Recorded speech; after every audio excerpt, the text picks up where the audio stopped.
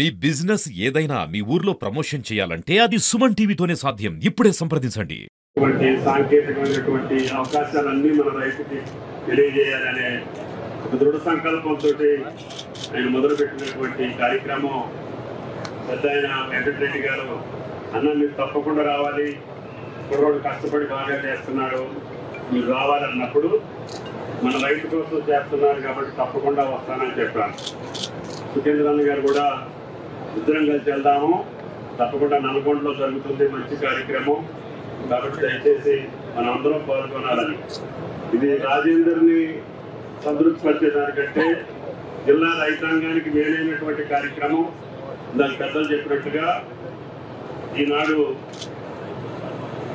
Labour దొరకకపోవటమే కాకుండా ఖర్చులు కూడా విపరీతమైపోయి రైతుని కొంచెం ఇబ్బంది పెట్టేటటువంటి పరిస్థితుల్లో వ్యవసాయం నడుస్తుంది. రైతు పెట్టేటటువంటి ఖర్చును తగ్గించాలి, పెట్టుబడిని తగ్గించాలి, దిగుబడిని పెంచాలి, దానికి సాంకేతికతను జోడించాలి. తద్వారా దిగుబడి పెరిగితే తప్ప ఈనాడు రైతు నిలబడలేదనే ఉద్దేశంతో మొన్న రాహుల్ గాంధీ గారి నాయకత్వాన్ని వచ్చినటువంటి కాంగ్రెస్ ప్రభుత్వం, రేవంత్ రెడ్డి గారు ముఖ్యమంత్రిగా మనకి ఎన్ని కష్టాలు ఉన్నాయి, ఇబ్బందులు ఉన్నాయి, ఆర్థిక పరమైనటువంటి వెసులుబాటు లేదు, అయినా సరే రాహుల్ గాంధీ గారు చెప్పిన మాటని మనం నిలుపుకోవాలి. ఎట్టి పరిస్థితుల్లో స్వాతంత్ర దినోత్సవం రోజుకి 2 లక్షల లోపున్నటువంటి రుణాలన్నీ ఇవ్వాలి అని చెప్పి పట్టుబట్టి నిన్నటితోటి మనం అవి కూడా రైతుల ఖాతాల్లో వేసాం. ఇంకా కొంతమంది మాట్లాడుతున్నారు, మీరు 40 లక్షలు 42 లక్షల లెక్కలు చూపించారు, 31,000 కోట్లు ఇంకా ఇస్తామని చెప్పారు, 18,000 ఇచ్చారు అని చెప్పి వాళ్ళకి ఎన్నిసార్లు చెప్పినా వాళ్ళకి ఎక్కట్లేదు. మేము ఏం చెప్పాం, మొదటి విడత 0 నుంచి 1,00,000 వరకు ఇస్తానని చెప్పాం. ఒకే రోజు 6,000 కోట్లు ఇచ్చాం, 6 లక్షల పైకి. మళ్ళీ రెండోసారి చెప్పాం 0 నుంచి 1,50,000 వరకు ఇస్తామని చెప్పాం. అది కూడా సుమారు 6,000 పైకి కోట్లు వేసాం. అది కూడా 6 లక్షల మందికి సుమారు అది కూడా అయిపోయింది. నిర్ణయించినటువంటి 2 లక్షల లోపు కూడా మళ్ళీ 6,000 కోట్లు మళ్ళీ వాళ్ళ ఖాతాల్లో వేసాం. మళ్ళీ 0 నుంచి 2 లక్షలకి పైన ఉన్నటువంటి ఖాతాలు ఇంకా ఉన్నాయి మా దగ్గర. ఇంకా ఈ యొక్క 18,000 కోట్లు ఇంకా 10-12,000 ఖాతాలు మా దగ్గర ఉన్నాయి. 10-12,000 కోట్లు కూడా కావాలి. తప్పకుండా అవి కూడా బడ్జెట్ లో పెట్టుకున్నాం. రేపటి నుంచి ఆ కుటుంబాన్ని రుణ విముక్తులు చేయాలి అంటే తప్పకుండా 2,50,000 ఉన్నటువంటి కుటుంబం 50,000 బ్యాంక్ లో పే చేస్తే 2 లక్షలు మీ అకౌంట్ లో పంపాయి. ఈ రోజు నుంచి ఆ కార్యక్రమాన్ని మొదలు పెడుతున్నాం. కాబట్టి మేము చెప్పినటువంటి లెక్క, ఇది నేను చెప్పినటువంటి లెక్క కాదు. ఈ 31,000 కూడా మేము ప్రభుత్వంలోకి వచ్చిన తర్వాత క్యాబినెట్ లో నిర్ణయం చేసేటప్పుడు రాహుల్ గాంధీ గారు అనౌన్స్ చేసిన రోజు నుంచే రుణమాఫీ చేద్దామని చెప్పి చాలా మంది చెప్పారు. మన ప్రభుత్వం రాహుల్ గాంధీ గారు మాట ఇచ్చిన రోజు నుంచి 22వ సంవత్సరం నుంచి ఇద్దామని చెప్పారు. అయితే ముఖ్యమంత్రి గారు ఒప్పుకోలేదు. వద్దు, గతంలో మీరు రుణం సరిగ్గా మాఫీ చేయలేదు, మొదటిసారి ఏమో 4 సార్లు ఇచ్చారు, అది అలా వడ్డీకే సరిపోయిందని చెప్పి రైతులు అడుగుతున్నారు. రెండోసారి 18,000 కోట్లు ఉంటే 12-13,000 కోట్లు వేసి ఎలక్షన్ వచ్చిందని చెప్పి ఎలక్షన్ కోడ్ వచ్చిందని చెప్పి ఆపేశారు. ఏదేమైనా గతంలో ఏం జరిగిందనేది మనకు అనవసరం. గత 5 సంవత్సరాల్లో బీఆర్ఎస్ పాలనలో కూడా రైతులు అప్పులుంటే అవి లెక్క తీసుకొని చేయండి, మొత్తం ఎంత అయితే అంత అవుతుంది. మేము ఈ రాష్ట్రంలో ఉన్నటువంటి 32 బ్యాంకులను అడిగాం, అయ్యా 5 సంవత్సరాలు మా రైతు మీ దగ్గర అప్పుంటే ఆ ఖాతాలన్నీ పంపించండి, మేము తీరుస్తాము, రైతులు ఇబ్బంది పెట్టొద్దని చెప్పి అడిగాం. 32 బ్యాంకుల్లో మాకు వచ్చినటువంటి కౌంటింగ్ 42 లక్షల ఖాతాలు వచ్చినాయి. ఆ 42 లక్షల ఖాతాలకి ఎంత ఉంది అప్పని చూస్తే 31,000 కోట్లు ఉంది.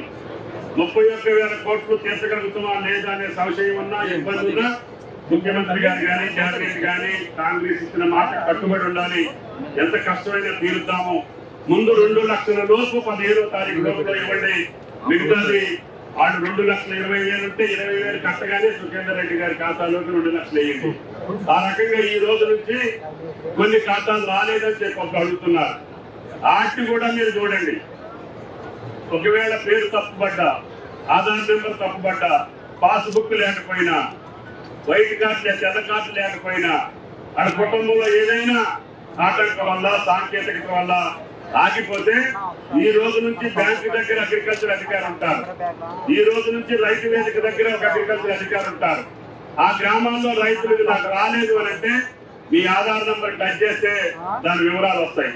ఏం తప్పుపడింది, పేరు తప్పుపడిందా, అకౌంట్ నెంబర్ తప్పుపడిందా, లేదు ఆధార్ కార్డు ఏమైనా నెంబర్ తప్పు వేశారా, దేని వల్ల ఆగింది, వైట్ కార్డు లేదా, పాస్బుక్ లేదా చూసి వెంటనే సరి చేసి ఆ రైతు ఖాతాలో తప్పకుండా డబ్బులు వేయమని చెప్పాం. కాబట్టి మిగతా పార్టీలు ఎన్ని ఇబ్బందులు పడ్డా వాళ్ళు చేయరు, చేసేవాళ్ళని చేయలేదు.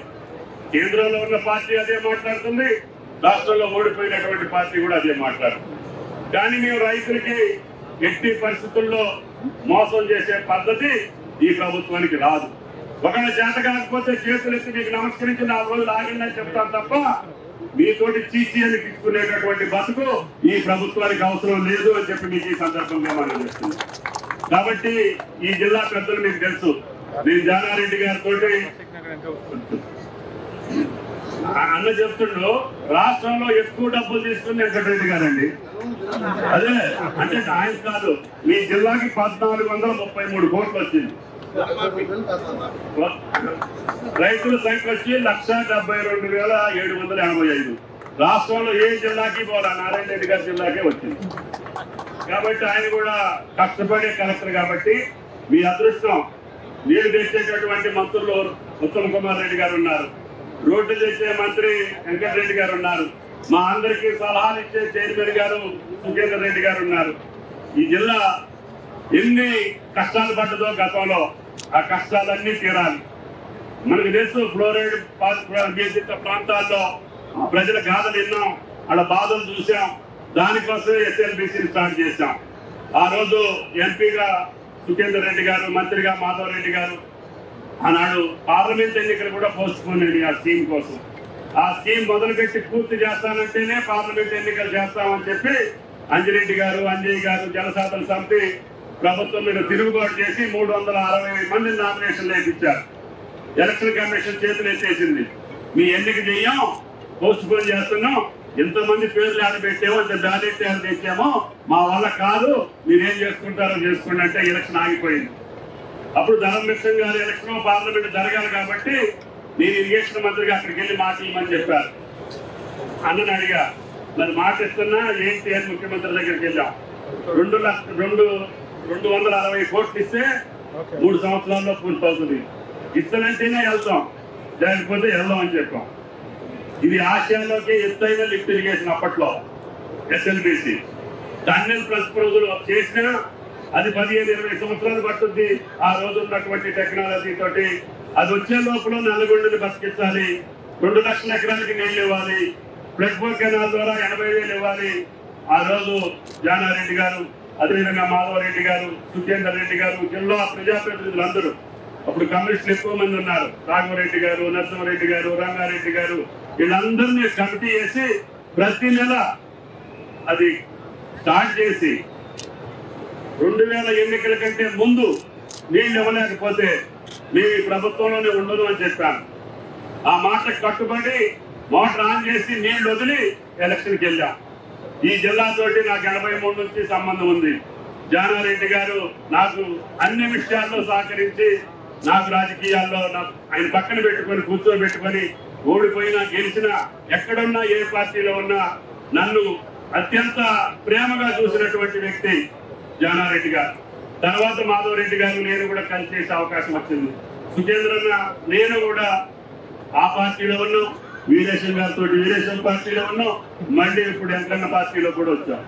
కానీ నేను అక్కడ అడిగి రాలే, నేను కోరుకొని రాలా, నేను అడుక్కొని రాలా, అడు పిలిచిస్తే వచ్చా. కాబట్టి దయచేసి నాకు అన్ని ప్రభుత్వాల్లో అవకాశాలు వచ్చినాయి. ఇప్పుడు నా ఇష్టమైనటువంటి శాఖ వ్యవసాయ శాఖ వచ్చింది.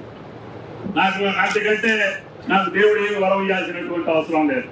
ఇటువంటి కుర్రోళ్ళు రైతుల కోసం ఇంత మంచి పని చేసేటప్పుడు ఆయన ఆశీర్వదించాలి.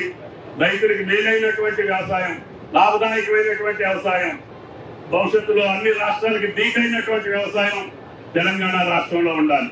గతంలో కేవలం గతంలో సూర్యాపేట ఖమ్మం జిల్లాకి ఆయిల్ ఫామ్ ఉండేది.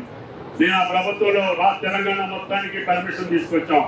గత 3-4 సంవత్సరాలుగా అది అన్ని జిల్లాల్లో చేసే అవకాశం వచ్చింది. కాబట్టి దయచేసి లిఫ్ట్ కింద కానీ కరెంటు మోటార్ కింద కానీ ఒలిని తగ్గించుకోండి. దానికి జీవో కూడా ఉంది. ఇక ఎంకన్నంటే అడ్డం పెట్టడానికి నీళ్లు పెట్టుకోమంటారు, కానీ కరెంటు మీద వచ్చేదానికి మాత్రం మనం డ్రై క్రాప్ చేసుకోండి, కమర్షియల్ క్రాప్ చేసుకోండి. ఎక్కువ డబ్బులు వస్తాయి. దయచేసి మీరు పామాయిల్ వేయండి. పామాయిల్ కి ఎకరానికి 1,00,000 తగ్గితే మా ప్రభుత్వం బాధ్యత తీసుకుంటుంది. 3 సంవత్సరాలు కూడా ఇంటర్ క్రాప్ వేసుకోవచ్చు, అంతర పంటలు వేసుకోండి. వాటి కూడా మీద ఇన్కమ్ వస్తుంది. మీరు ఈ జిల్లా ఖమ్మం జిల్లా కంటే ముందుండాలి.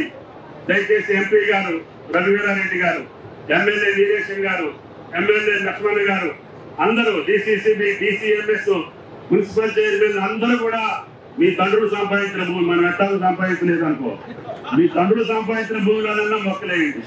మీ తాతలు సంపాదించిన దాంట్లో మొక్కలేయండి. సుఖేంద్రాన్ని 26 ఎకరాలు వేసేది, ఇంకొక 20 ఉంది, అది కూడా ఏపిస్తా. తప్పకుండా మేలైనటువంటి వ్యవసాయం ఆయన చెప్పారు. 1,00,000 కోట్లు మన ప్రభుత్వం ఇతర దేశాలకు అప్పచెప్తుంది రోజు ఆయిల్ కొట్టడానికి. ఆయిల్ ఫామ్ దిగుమతి చేసుకోవడానికి 1,00,000 కోట్లు పోతున్నాయి. మీకు 3 సంవత్సరాల్లో 4 సంవత్సరాల్లో 50,000 ఇస్తాం. పామ్ ఆయిల్ వేసిన వాడికి ముందు మొక్కలు 20 రూపాయలకే ఇస్తాం. 250 రూపాయలు ఉంది మొక్క ఖరీదు, 20 రూపాయలకే మొక్క ఇస్తాం. అక్కడ మీకే లోడ్ చేసి పెడతాం. నర్సరీలో మొక్కలు వేసుకున్న తర్వాత డ్రిప్ ఇస్తాము, మందు కట్టలు ఇస్తాము. అంతర పంటలు వేసుకోండి. పంట వచ్చేదాకా మీకు ఏ ఇబ్బంది ఉండదు. దున్ని ఏదైనా పంటలు వేసుకోండి. మీ దగ్గర పండేటటువంటి మినువులు వేసుకోవచ్చు, పెసలు వేసుకోవచ్చు, శనగ వేసుకోవచ్చు, సోయా వేసుకోవచ్చు, కూరగాయలు పెట్టుకోవచ్చు, అన్ని చేసుకోండి. ఆదాయం తీసుకోండి. పామాయిల్ వేయండి. దయచేసి కొత్త విత్తనాలు కూడా జన్మని చెప్పాం. పతంగోళ్ళు ఎవరైనా వచ్చారండి? హార్టికల్చర్ ఆఫీసర్ ఎవరా? ఏమైంది పతంగి మీరు మేము ఎండీ పిలవమని చెప్పారు. అందుకని ఈ జిల్లాని ప్రైవేట్ కంపెనీ తీసుకుంది. వాళ్ళు అనుకున్నంత స్పీడ్గా వెళ్ళట్లేదు. అంటే మీరు ముందుకు రావాలి. ఎన్ని ఎకరాలు వేయించారు కాదు, ఎంత వేసినావు నీ ఫ్యాక్టరీ. ఇప్పుడు నీ పంట మొదటి చేసిన పంట వచ్చి ఉండాలి కదా. ఎక్కడికి పంపిస్తున్నావు? ఎక్కడది? అంబాపురం మా దగ్గరికి ఎందుకు పంపాయి? మీరు అక్కడ ఉందా ఫ్యాక్టరీ? మరి ఇక్కడ ఎప్పుడు పెడతారు? ఇప్పుడు చూసేటట్టు కలెక్టర్ గారు 1 year లో ఫ్యాక్టరీ కట్టకపోతే క్యాన్సిల్ దట్. 1 year ఇక్కడ నుంచి అంబాపురం పంపించేయండి. నాకు తెలీదు. నువ్వు ఇమ్మీడియట్ గా ఫ్యాక్టరీ మొదలుపెట్టు. వెంకన్న గారు శంకుస్థాపన చేస్తుంది. స్థలం కావాలంటే కలెక్టర్ గారిని అడుగు. ఇమ్మీడియట్ గా ఐడెంటిఫై గా ఫ్యాక్టరీ మొదలుపెట్టు, మళ్ళీ శంకుస్థాపనకు వస్తాను. దయచేసి రైతులందరూ కూడా ఈ యొక్క